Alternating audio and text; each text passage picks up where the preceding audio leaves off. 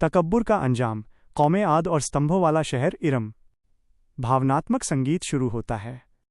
क्या आपने कभी सोचा है, एक ऐसी कौम जाति के बारे में जो पहाड़ों को काटकर महल बनाती थी, जो गर्व से कहती थी, हमसे ज्यादा ताकतवर कौन है? लेकिन जब आसमान से अल्लाह का हुक्म आया तो उनके ऊंचे ऊंचे महल और इमारतें मिट्टी के नीचे दफन हो गईं। हज़रत नूह अलैहिस्सलाम के बाद एक और शक्तिशाली कौम पैदा हुई, कौमे आद। ये लोग यमन और ओमान के बीच अल-अहकाफ नाम के एक रेतीले इलाके में रहा करते थे। उनके शहर का नाम था इरम ज़ातुल इमाद, यानी स्तंभों वाला शहर जो आसमान से बात करता था। ताकत और तकब्बुर, घमंड। कौमे आद के लोगों का कद काठी पहाड़ों की तरह मजबूत था और उनकी ऊंचाई बादलों को छू लेती थी। उनका घमंड और अहंकार आसमान को चीरता था। वे कहते थे, हम ही ज़मीन के वारिस हैं और हमेशा रहेंगे। अहकाफ की रेत में उनके शहर दूर दूर तक फैले हुए थे। उनके घोड़ों के पैरों से ज़मीन गूंजती थी। रात को उनके चिरागों की रोशनी दूर तक चमकती थी, मानो उनका शहर ज़मीन पर कोई ताज हो। वे अपनी सभाओं में अक्सर एक ही बात दोहराते थे, हम जैसे लोग दुनिया में दोबारा कभी पैदा नहीं होंगे। उनके बच्चे भी छोटी उम्र में बड़े बड़े पत्थर उठाकर अपनी शक्ति का प्रदर्शन करते थे और बुजुर्ग गर्व से कहते थे, हमारे बच्चे भी पहाड़ों को झुकाने वाले हैं। हवा को गुलाम समझना। कौमे आद का एक अजीब विश्वास ये था कि हवा उनकी गुलाम है। उनके जवान घाटी में खड़े होकर दोनों हाथों को फैलाते और कहते, देखो, हवा हमारे जिस्म की पैरवी करती है। बुजुर्ग अपनी महफिलों में फ़क्र से कहते थे, हमारे पूर्वजों ने हवा का रुख मोड़ दिया था, हमें कौन रोक सकता है? जब वे दूर से तूफान को आते देखते थे तो हंसकर कहते थे, हवा हमारे साथ है, ये हम पर नहीं बल्कि हमारे दुश्मनों पर पड़ेगी। लेकिन उन्हें क्या पता था कि आने वाली यही हवा उनकी सबसे बड़ी दुश्मन बन चुकी थी। विशालकाय निशानियाँ। ये लोग सिर्फ लंबे नहीं थे बल्कि उनकी शारीरिक बनावट भी आम इंसानों से कई गुना बड़ी थी। नदियों के किनारे उनके पैरों के निशान आज भी पहाड़ों के बीच मिलते हैं, जिन्हें देखकर लोग हैरान रह जाते हैं। उनके घरों के दरवाजे इतने ऊंचे होते थे कि एक घुड़सवार घोड़े समेत सीधा अंदर जा सकता था। उनके बर्तन पत्थर के बने होते थे और इतने बड़े होते थे कि एक बर्तन में पूरे खानदान का खाना पक जाता था। हज़रत हूद अलैहिस्सलाम की दावत। समय बीतता गया, उनका घमंड, तकब्बुर बढ़ता गया और उनका अहंकार आसमान को छूने लगा। तब अल्लाह ने अपना नबी भेजा, हज़रत हूद अलैहिस्सलाम।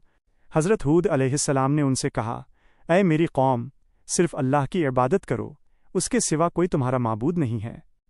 कौमे आद ने जवाब दिया, हूद, क्या तुम चाहते हो कि हम अपने बाप दादाओं का धर्म छोड़ दें? हम ताकतवर हैं, हमें कोई छू नहीं सकता। हज़रत हूद अलैहिस्सलाम ने फिर कहा, मैं तुम्हें उस अजाब से डरा रहा हूँ जिसकी तुम कल्पना भी नहीं कर सकते, लेकिन जिन दिलों में घमंड भर जाए वहाँ नसीहत पत्थर से टकराकर टूट जाती है। हज़रत हूद अलैहिस्सलाम रोज़ उनके बाज़ारों, उनके महलों और उनके दरवाज़ों के पास जाकर उन्हें आखिरी दावत देते रहे। कभी उनके सरदार हंसते हुए कहते, हूद, तुम्हारी बात में दम होता तो हमारे महल कब के गिर चुके होते। कुछ लोग उन्हें देखकर रास्ता बदल लेते थे ताकि अल्लाह का डर उनकी आंखों में न भर जाए। एक दिन हज़रत हूद अलैहिस्सलाम उनकी सभा में गए जहां सरदार सोने के तख्तों पर बैठे थे। हज़रत हूद अलैहिस्सलाम ने कहा, अल्लाह की बनाई हुई कुदरत का निज़ाम देख लो, तुम्हारी ताकत उसके आगे कुछ भी नहीं। मगर उनके सरदार हंस पड़े और बोले, ये छोटे मोटे वादे बंद करो, अगर अजाब आता है तो हम अपनी ताकत से उसे रोक लेंगे। अजाब की शुरुआत, 3 साल का कैद। अजाब सज़ा से कुछ दिन पहले आद की घाटी में अजीब मंजर दिखाई दिए। पहली रात आसमान में एक गहरी आवाज़ सुनाई दी। न बादल गरजे, न बिजली चमकी, मगर घाटी में ऐसा लगा जैसे कोई दूर से पुकार रहा हो। आद के लोग इस आवाज़ को सुनते और कहते, ये तो पहाड़ों की आवाज़ है। हज़रत हूद अलैहिस्सलाम ने कहा, ये रहमत की पुकार नहीं, ये चेतावनी, तंबी है। दूसरी रात ज़मीन हल्की सी हिली। कंपन इतना कम था कि सिर्फ जानवर बेचैन हुए। इंसान हंस पड़े, देखो, ज़मीन भी हमारी ताकत से डरती है। उन्हें नहीं पता था, ये ज़मीन का आखिरी इतराज़, चेतावनी था। फिर आया अल्लाह का फैसला। सबसे पहले उन पर कैद, सूखा पड़ा। 3 साल तक आसमान से एक बूंद बारिश नहीं हुई।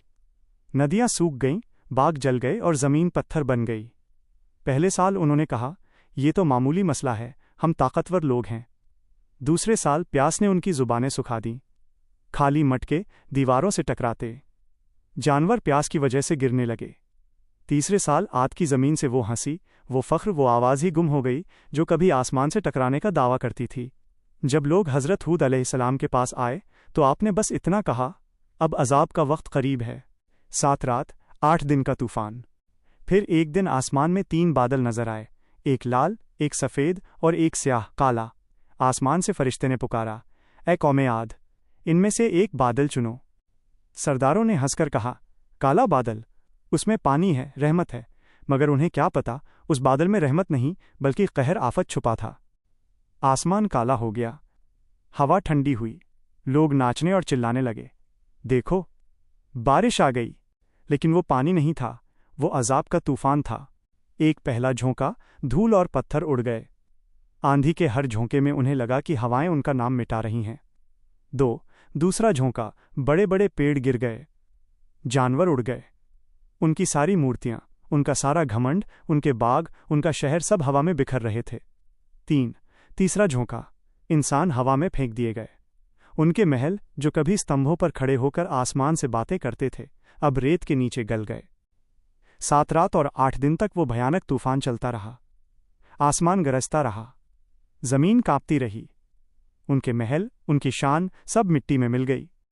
अल्लाह ने कहा, और आद को तबाह किया गया एक सख्त गरजदार आंधी से, जो 7 रात और 8 दिन तक उन पर मुसलसल चली।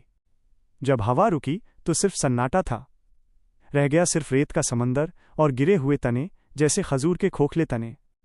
ईमान वालों की नजात, मुक्ति।